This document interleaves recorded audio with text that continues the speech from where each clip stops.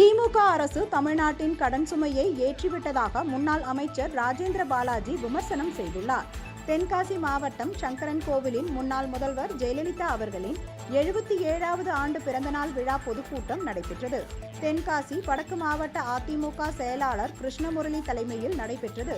இந்த நிகழ்வில் கட்சியின் மகளிர் அணி துணை செயலாளரும் முன்னாள் அமைச்சருமான ராஜலட்சுமியும் முன்னாள் அமைச்சர் ராஜேந்திர பாலாஜியும் கலந்து கொண்டு சிறப்புரை ஆற்றினர்.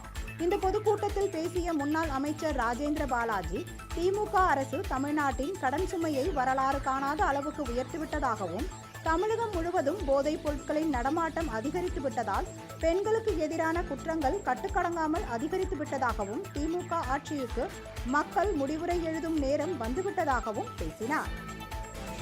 இந்திய சுதந்திரம் அடைந்ததிலிருந்து தமிழக அரசு தமிழ்நாடு உருவானதிலிருந்து சென்னை மாகாணம் பிரிக்கப்பட்டு தமிழ்நாடு உருவானதிலிருந்து வாங்கிய தொகை 5 லட்சம் கோடி கடன் தமிழ்நாட்டின் வளர்ச்சிக்காக.